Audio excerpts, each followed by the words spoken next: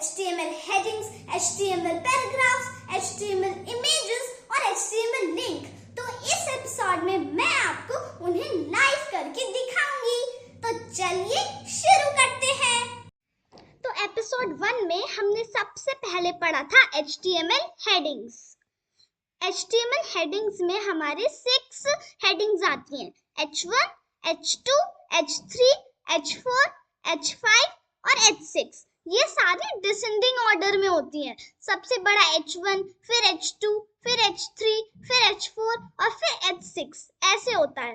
तो H1 में हम अपनी सबसे मेन इंफॉर्मेशन लिखते हैं क्योंकि वो सबसे बड़ा लिखकर आता है, अभी मैं आपको दिखाऊंगी। फिर H6 में हम अपनी सबसे लीस्ट इंपॉर्टेंट इंफॉर्मेशन लिखते हैं और इसलिए वो छोटा लिखकर आता है। तो अब हम सबसे पहले H1 का कोड लिखते हैं। तो H1 का कोड लिखने के लिए हम सबसे पहले एंकर टैग को स्टार्ट करेंगे, ऐसे ये होता है एंकर टैग। फिर हम H1 लिखेंगे, H1 ऐसे लिखेंगे। फिर हम बीच में अपना कंटेंट लिखेंगे। कंटेंट सपोज हमने लिख दिया वेबसाइट, आप कुछ भी लिख सकते हैं। तो अब देखिए ये हमारे एक HTML एलिमेंट भी हो गया। सबसे पहले ये हो गया हमारा स्टार्ट टैग और ये हो गया हमारा कंटेंट और ये हो गया हमारा एंड टैग। अब हम इसे सेव करेंगे और अपनी वेबसाइट पर जाकर देखेंगे। अब हम सेव 2 तरीके से कर सकते हैं। सबसे पहले हम फाइल पर जाएंगे और यहाँ से हम सेव कर देंगे, या फिर बस सेव करने के बजाय अगर आपको सारा सेव करना है तो हम यहाँ से सेव ऑल भी कर सकते हैं। उसके बाद दूसरा तरीका ये है कि हम अपने कीबोर्ड से भी सेव कर सकते हैं। हमें बस उसके लिए 2 बटन दबाने होते हैं, हमें Ctrl+S दबाना होता है। तो कीबोर्ड से हम Ctrl+S कर सकते हैं। अब ये सेव हो चुका है। अब हम अपनी वेबसाइट पर जाएंगे। तो जब हम अपनी वेबसाइट पर जाएंगे तो हमें H1 में कोड लिखा हुआ दिखेगा, ये आप देख सकते हैं, ये H1 में लिखा हुआ है। तो ये सबसे बड़ा लिखकर आता है। अब हम H2 लिखेंगे।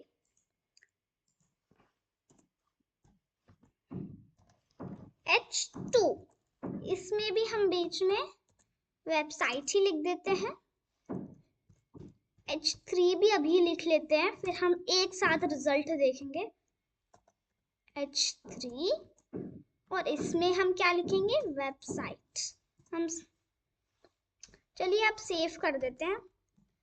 H4, H5, H6 हम अगली बार में देखेंगे। अब हम यहाँ से रिफ्रेश करेंगे। तो ये है हमारा H1 सबसे बड़ा, फिर H2, उसके बाद H3। तो आपको डिफरेंस दिख रहा है, ये डिसेंडिंग ऑर्डर में है। अब H3 से भी छोटा होता है H4, H4 से भी छोटा H5 और H5 से भी छोटा H6। तो अब हम उन तीनों को भी लगाकर देख लेते हैं। अब यहाँ पर हम H4 करेंगे, इसमें भी हम वेबसाइट लिख लेते हैं।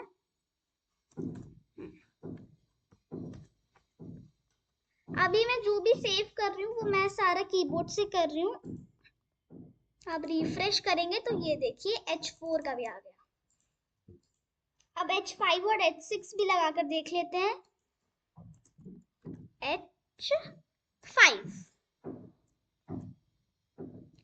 और यहाँ पर हम लिखेंगे वेबसाइट, ठीक है।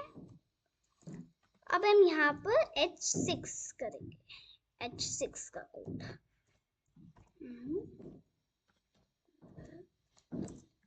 अब आप देख सकते हैं हमने सारी हेडिंग्स लगा ली हैं। अब बस इसका रिजल्ट देखेंगे, इन्हें सेव कर लेते हैं और चलते हैं अपनी वेबसाइट पर। रिफ्रेश करेंगे तो ये है हमारा रिजल्ट। अब आप देखिए ये H1 है जो सबसे बड़ा लिखकर आ रहा है और इसमें हम अपनी सबसे मेन इंफॉर्मेशन लिखते हैं। उसके बाद ये है H2 है, ये जो H1 से छोटा लिखकर आता है। ये होता है H2 सेक्शन की हेडिंग्स के लिए और H3 होता है सब सेक्शंस की हेडिंग के लिए। ये H2 से भी छोटा होता है। और ये है H4 जो H3 से भी छोटा होता है। फिर ये है H5 जो H4 से छोटा होता है और ये है H6 जो H5 से छोटा होता है। तो ये मैंने आपको जैसे कि बताया था सारी डिसेंडिंग ऑर्डर में होता है। डिसेंडिंग ऑर्डर मतलब बड़े से छोटा। तो वैसे हम इसका रिजल्ट भी देख रहे हैं, ये देखिए, आप देख सकते हैं। अब HTML पैराग्राफ्स करने से पहले हम अपना टाइटल देख लेते हैं। देखिए हेड टैग में हम अपना टाइटल लिखते हैं, टाइटल डॉक्यूमेंट। ये भी मैंने आपको एपिसोड 1 में बताया था। तो अगर हमने यहाँ पर टाइटल डॉक्यूमेंट लिखा है तो ये देखिए यहाँ पर डॉक्यूमेंट लिखकर आ रहा है, ये हमारा टाइटल है, टाइटल है। तो सबसे पहले हम लिखते हैं डॉक टाइप HTML, फिर हम लिखते हैं HTML lang equal to en, मतलब HTML की लैंग्वेज इंग्लिश है। फिर हेड टैग शुरू होता है, इसमें हम Meta chart equal to UTF-8 लिखते हैं। फिर हम ये वाली लाइन लिखते हैं, आप देख सकते हैं ये वाली line, Meta name equal to viewport, content equal to width equal to device dash width, initial scale equal to 1.0। इसका मतलब मैंने आपको बताया था कि वो डिवाइस के हिसाब से एडजस्ट हो सकता है, कि अब अगर हम यही वेबसाइट, ये जो वेबसाइट है, अगर हम इसे अपने मोबाइल में या फिर कंप्यूटर पे या फिर किसी और डिवाइस टैब पर खोलकर देखेंगे तो वो उसी हिसाब से एडजस्ट हो जाएगा। उसके बाद ये टाइटल है, अभी मैंने आपको दिखाया टाइटल कहाँ लिख कर आता है। फिर ये हमारा बॉडी टैग है जिसमें हमने HTML हेडिंग्स लगाकर देख चुके हैं। अब हम HTML पैराग्राफ्स लगाएंगे, तो उसके लिए हम पैराग्राफ्स को P टैग में लिखते हैं। किस टैग में? P tag. अब इसमें हम अपना पैराग्राफ लिखेंगे, ये है मेरा पैराग्राफ। अब हम इसे सेव कर देंगे और अपनी वेबसाइट पर जाएंगे इसका रिजल्ट देखने के लिए। अब रिजल्ट ऐसे आता नहीं है, हमें इसे रिफ्रेश करना होगा। जब रिफ्रेश करेंगे तो आप इसका रिजल्ट देख सकते हैं। ये है हमारा पैराग्राफ जो हमने P टैग में लिखा है, ये है पैराग्राफ। अब जैसे कि हमने एपिसोड 1 में HTML एलिमेंट्स पढ़ा था, HTML एलिमेंट्स में स्टार्ट टैग होता है, बीच में कंटेंट होता है और फिर एंड टैग होता है। तो एक ऐसे कुछ एलिमेंट्स होते हैं जो एम्प्टी होते हैं, उनमें एंड टैग नहीं होता और ना ही कंटेंट होता है। जैसे BR टैग, BR मतलब होता है लाइन ब्रेक। ये हम आपको एपिसोड 1 में बताना भूल गए थे, तो अब एपिसोड 2 में बता रहे हैं कि ऐसे भी कोई एलिमेंट्स होते हैं जो एम्प्टी होता है, ना ही कंटेंट होता है ना ही उसमें एंड टैग होता है, बस स्टार्ट टैग होता है। तो अब हम BR टैग को लगाकर देख लेते हैं। BR टैग मतलब लाइन ब्रेक। तो जैसे हम अपने पैराग्राफ के कहीं पर भी बीच में BR टैग लगा देते हैं, BR टैग। अब हम इसे सेव कर लेते हैं। वेबसाइट पर जब हम जाएंगे, अभी आप ध्यान से देखिएगा, जब मैं रिफ्रेश करूंगी यहाँ से कंसेक्टेटर, यहाँ से लाइन ब्रेक हो गई और इसके बाद का टेक्स्ट अगली लाइन से आ रहा है। ये होता है BR टैग का काम। तो वो एक एम्प्टी एलिमेंट है। अब ये था हमारा HTML पैराग्राफ। तो हमने HTML हेडिंग्स और HTML पैराग्राफ्स को लगाकर देख लिया। अब हम आगे लगाकर देखेंगे HTML इमेजेस को। इमेजेस, तो सबसे पहले हम यहाँ पर इमेज पूरा नहीं लिखते, IMG लिखते हैं, इमेज सोर्स। सोर्स में हम अपना सोर्स डालेंगे, फिर ऑल्ट की फुल फॉर्म होती है ऑल्टरनेटिव टेक्स्ट, कि अगर हमारा सोर्स लोड नहीं हुआ तो फिर हमारा ऑल्ट में हमने जो लिखा होगा वो लिख कर आएगा। उसके बाद टैग क्लोज होता है। अब सपोज हम सोर्स में कुछ नहीं लिख रहे, मैं आपको ऑल्ट का काम दिखा रही हूँ। हमने ऑल्ट में लिख दिया चैनल लोगो। जब हम इसे सेव करेंगे तो देखिए हमने सोर्स नहीं डाला इसलिए यहाँ पर इमेज नहीं आ रही। ऑल्ट में हमने जो लिखा था वो इधर लिख कर आ रहा है। अब हम यहाँ सोर्स डाल देते हैं। आप कोई भी इमेज लगा सकते हैं।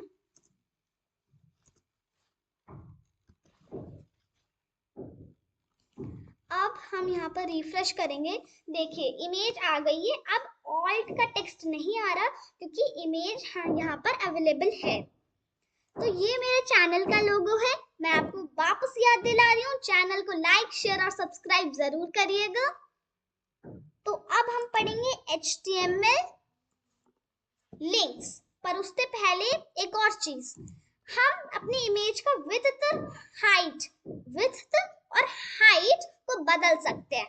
जैसे कि अगर हमें कोई और विड्थ और हाइट चाहिए तो हम यहाँ पर लिखेंगे विड्थ। सपोज मैंने लिखा 104 पिक्सल, पिक्सल को हम px लिखते हैं। फिर यहाँ पर हम हाइट डालेंगे। हाइट में सपोज मैंने 100 पिक्सल लिखा। अब मैं इसे सेव करूंगी और अपनी वेबसाइट पर जाऊंगी। तो आप यहाँ पर हम रिफ्रेश करेंगे तो देखिए इमेज छोटी हो गई क्योंकि हमने उसका विड्थ और हाइट अलग कर दिया, उसे चेंज कर दिया। तो विड्थ और हाइट से हमारी इमेज की चौड़ाई और लंबाई बदल सकती है। अब इमेज टैग के बाद हम करेंगे अपना लिंक्स, HTML लिंक्स लगाएंगे। तो उसके लिए सबसे पहले हमारा A टैग मतलब एंकर टैग शुरू होता है। फिर href मतलब हाइपरटेक्स्ट रेफरेंस। अब